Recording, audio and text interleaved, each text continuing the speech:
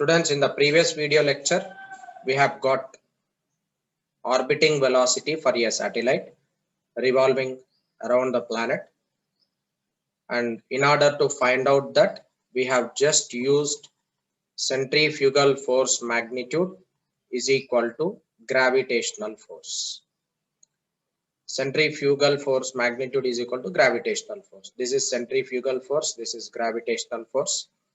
From here we have got equation for orbital velocity VO is equal to under root capital G capital M divided by R, where R is radius of the earth. And we already have equation for acceleration due to gravity. G is equal to capital G capital M divided by R square. Now I'll just multiply numerator and denominator of the above equation with R so that I can write VO is equal to under root capital G capital M into R divided by R square. So orbital velocity is equal to under root Gm by R square can be written as small g into capital R, where small g it is acceleration due to gravity, capital R is radius of the earth. If suppose you are launching the satellite at a height h, which is very large height, then in such cases you need to replace this R with R plus h. So VO can be written as under root G into R plus h if h is not equal to 0. And we already have discussed that orbital velocity is independent of mass of the object. It only depends upon mass of the planet and as well as radius of the planet. Orbital velocity only depends on mass of the planet and position of orbiting. It only depends on mass of the planet and position, at what height you are orbiting that particular satellite. This is about orbital velocity. Now there is one more concept regarding Earth's gravitational field and gravitational potential. It is escape velocity of the Earth or escape velocity of the planet. Now in the practice you can understand that when you are throwing an object up to, like if you are throwing an object with some height, definitely it return back to Earth irrespective of its mass. If you are throwing an object on the surface of the Earth, definitely it will again return back to the surface of the Earth. You can throw a ball, you can throw a stone, you can throw any other object. If you are giving some certain velocity to that object, vertical velocity, it again return back to the Earth. If we are providing very high velocity on the surface of the planet such that the object which you are throwing does not return back to the surface of Earth, such velocity which you are providing to the object is called escape velocity. The minimum vertical velocity required for the object to escape it from the surface of the planet is called escape velocity of that planet. Let us consider an object of small m mass from the surface of Earth. You can see in the figure, from the surface of the Earth you are throwing an object with a velocity whose value is less than escape velocity, so that it goes to certain height and again return back to the Earth. Still, if you are increasing velocity, it goes to greater height and then again it fall down. The velocity or the energy which you are providing for that object, it cannot overcome Earth's gravitational field, So again it return back to the surface of the earth. If you are providing very high energy to the object such that that energy is sufficient to overcome Earth's gravitational field, in that case, the object would not return back to the surface of Earth, and it escapes from the Earth's gravitational field. Such velocity is said to be escape velocity. If you are providing velocity greater than escape velocity, it goes on, it escape, and the final position which it reach is infinity.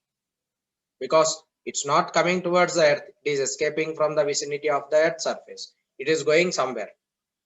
So as we could not identify the position of that object with respect to earth, we are considering that position as infinite position. You are escaping it. Okay. So I can now use law of conservation of energy. So what is law of conservation of energy? States initial total energy should be equal to total final energy. So total energy of the object initial should be equal to total energy of the object finally. And what is total initial energy? It is you are providing some kinetic energy to the object, and along with that there is Earth's gravitational potential energy. So therefore it is kinetic energy plus potential energy initial, that should be equal to, because the object is escaping, it will escape from the vicinity of the earth, therefore its velocity is taken to be 0, and its gravitational potential energy with respect to the planet is also becoming 0. So total final energy would become 0.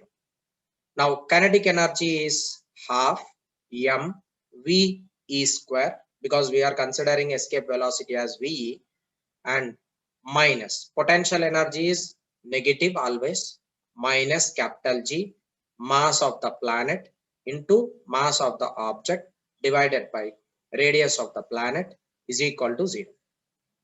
Now this gives you half m ve square is equal to capital G capital M small m divided by r. This m and m gets cancelled.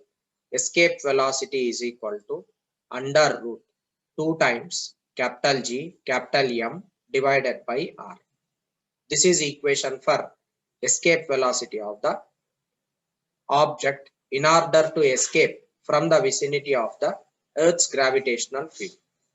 Now clearly from this equation you can understand that VE is equal to 2 times capital G capital M, just numerator and denominator I am multiplying with r, so that I can write it as r square. This is equal to under root 2 times G into capital R, where G is acceleration due to gravity, R is radius of the earth. If you substitute escape G on the surface of the earth, you can write it as 2 times acceleration due to gravity is 9.8 meter per second square into radius of the earth is 6400 kilometer. If you calculate this total, you will be getting escape velocity on the surface of earth as 11.2 kilometer per second. This is the value of escape velocity on earth. So in order to escape an object from planet earth, you need to give a velocity of 11.2 kilometer per second. Students, we have already derived equation for escape velocity. VE is equal to under root capital G capital M divided by R.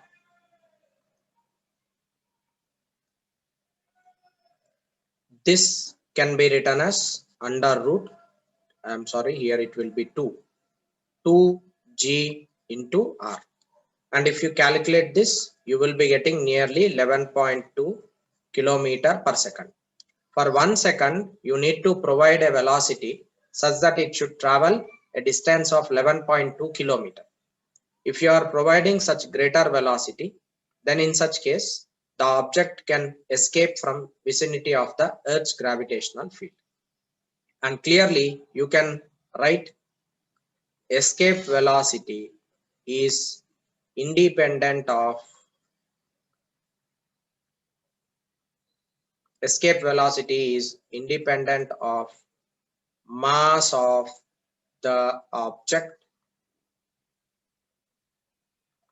You can escape any object with same escape velocity. In order to escape a rocket, you need to provide a value of 11.2 kilometer per second.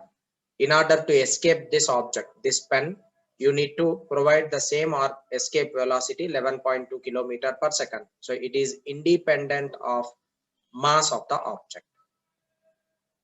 Escape velocity depends on planet mass.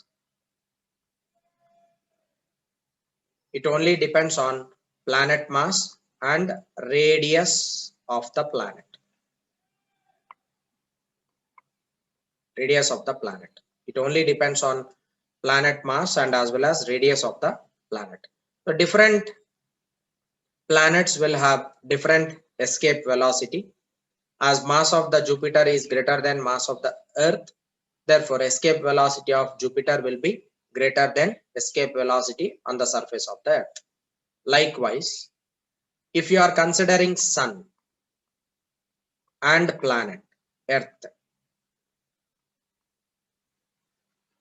if you are considering Sun and planet Earth, mass of Sun is greater than mass of Earth.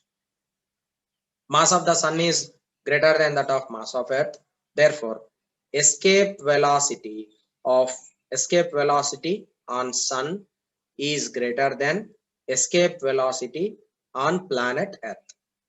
Therefore, in order to escape any object from the planet Earth, you need to just provide a value of 11.2 kilometer per second, not per hour, per second. Likewise, if you are calculating escape velocity on Sun, it is much greater than that of escape velocity of Earth.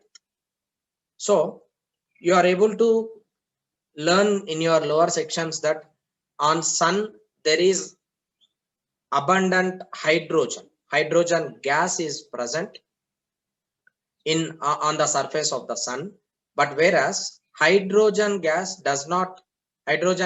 the pure form hydrogen gas will not be observed, will not be seen on the planet Earth. It will be always in the form of H2O and H2. It is because we know that Vrms is equal to under root 3RT divided by M, where M is molecular weight of that particular gas, T is temperature. So there will be Vrms for every gas.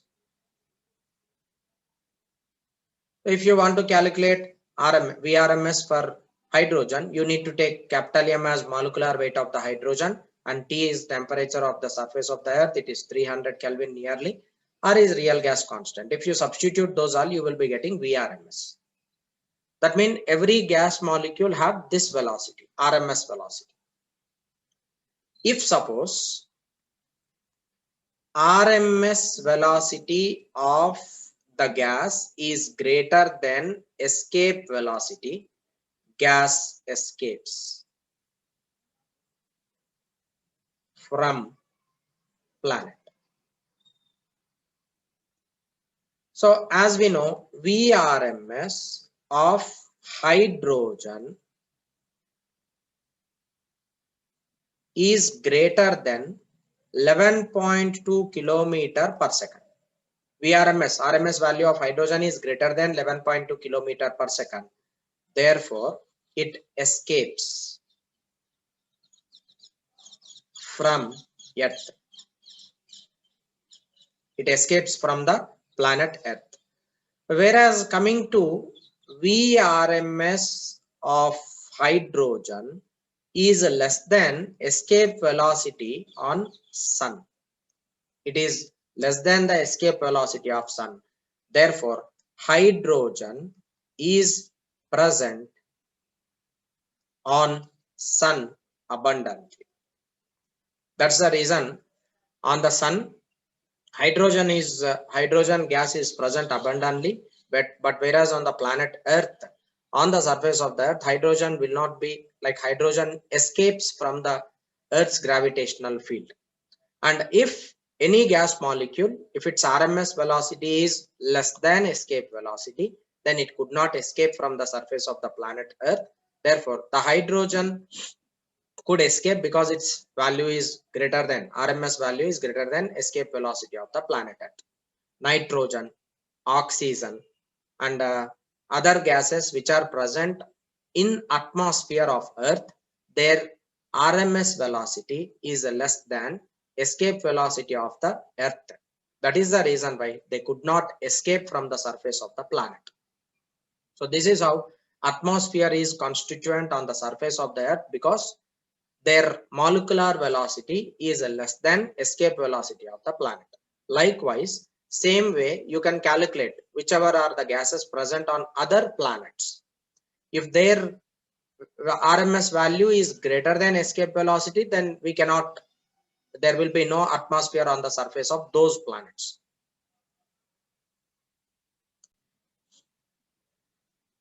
We already have derived equation for orbital velocity. Orbital velocity is under root capital G, capital M divided by R, whereas escape velocity is equal to under root 2 times capital G, capital M divided by R. This is for orbital velocity. We are considering that H is equal to 0. That means you are exactly throwing it on the surface of the earth, or H comparably very less than that of R. But usually all the satellites will be launched at certain height. In that case, you cannot take H as 0. For simplicity, I don't want to make it complicated. That's the reason why in orbital velocity, I'm just taking it as R plus H, but H we are taking it as 0. Now you have relation between orbital velocity and escape velocity. Clearly you can write orbital velocity VE, escape velocity, is equal to root 2 times orbital velocity. Escape velocity is root 2 times orbital velocity, and escape velocity, orbital velocity are independent of mass of the object.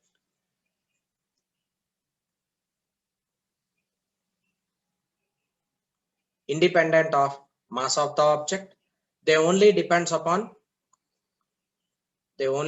on mass of the planet and radius of the planet.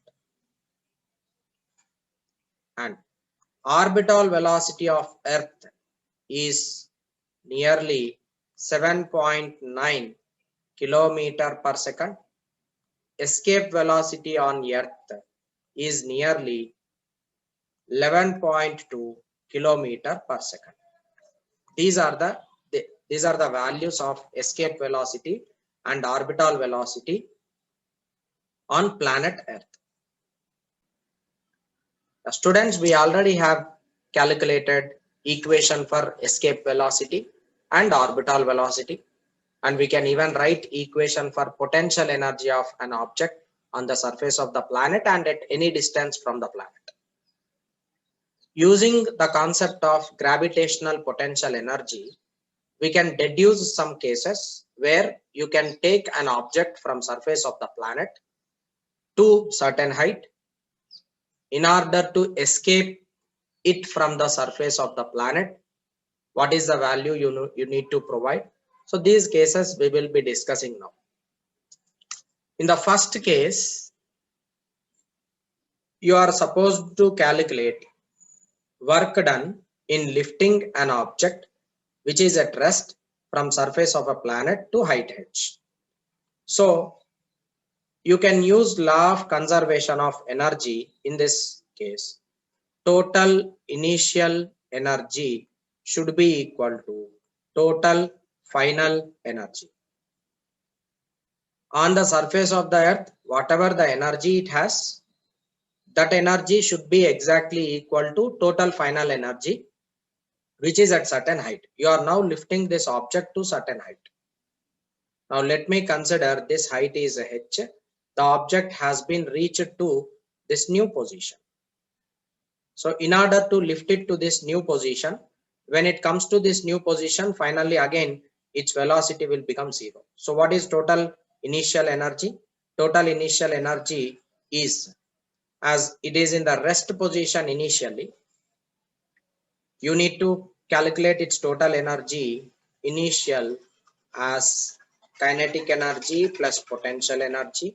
Kinetic energy is 0, potential energy is minus capital G capital M divided by R. And what about total energy finally? Final total energy is also, so when it is reaching to maximum height h, final velocity of the object would become 0. Therefore, its kinetic energy plus potential energy, kinetic energy will become 0. Potential energy is capital G capital M small m divided by R plus h, because the object is now at certain height h. Now what is difference in the total energy? Difference in the total energy will be equal to final total energy minus initial total energy. What is final total energy? Minus capital G capital M divided by R plus h. Minus of minus will become plus capital G capital M small m divided by R. This is equal to capital G capital M small m. I can take it common. It is 1 by R minus 1 by R plus h.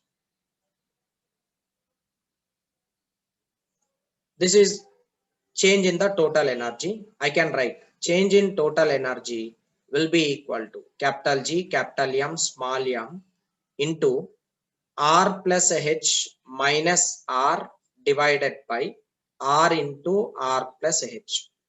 Plus R minus R gets cancelled, which is capital G capital M small m into h divided by R into R plus h. This is change in total energy. Let me take this as equation number 1.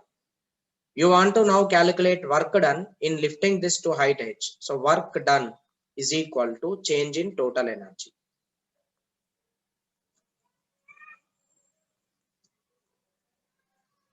This is from work energy theorem.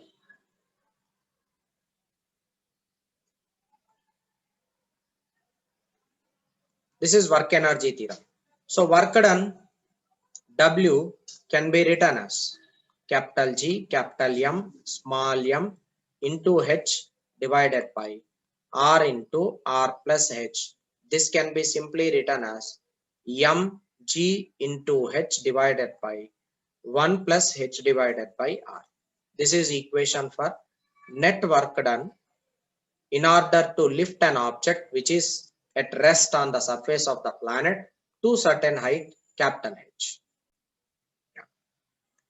Now case 2 where you are taking object on the surface of the planet which is at rest position and you are taking it to height h and you are projecting it such that it should revolve in this orbit. You need to provide some orbital velocity. When you are providing orbital velocity at that certain height, it will be revolving around the planet.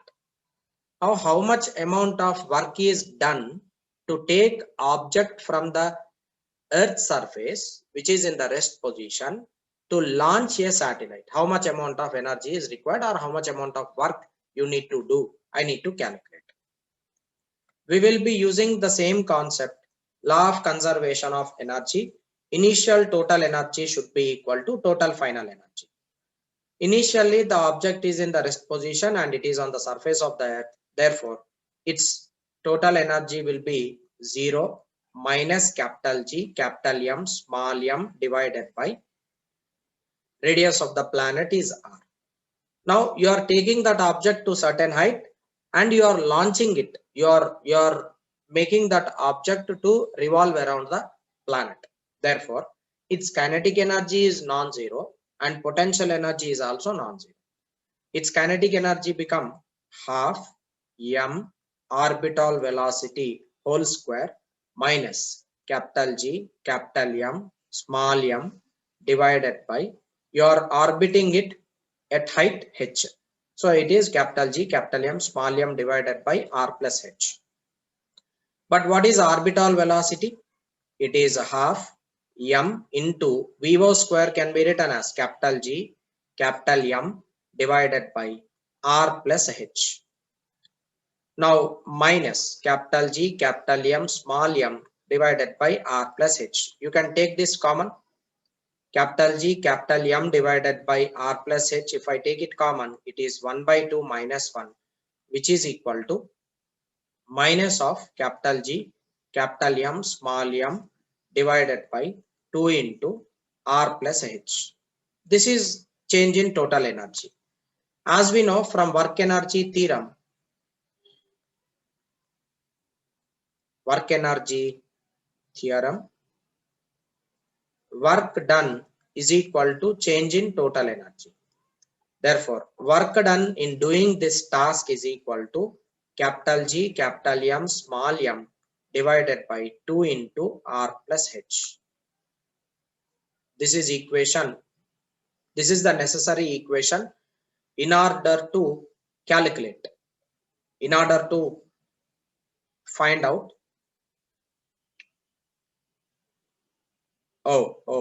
Wait. I have made one mistake. I'm sorry. We did not calculate delta T.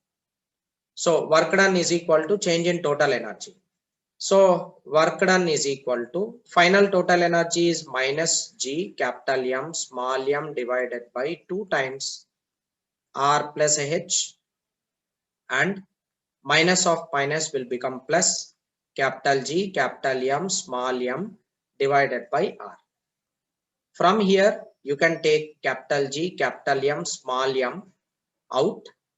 Leftover will be 1 by capital R minus 1 by 2 times R plus H.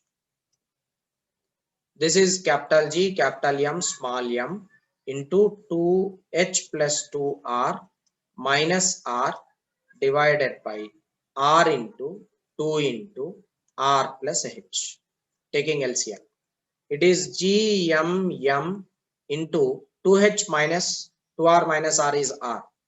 2H plus R divided by 2R into R plus H. This is the total work done in doing a task. In order to orbit, in order to launch a satellite at height H from the planet of from the surface of a planet, you need to provide this much amount of energy. This is case 2. Students, there is a satellite in one orbit which is at height H. I want to now, let me consider this as height H1. I want to now bring this satellite to another orbital, which is at height H2 from the surface of the Earth. This is height H2.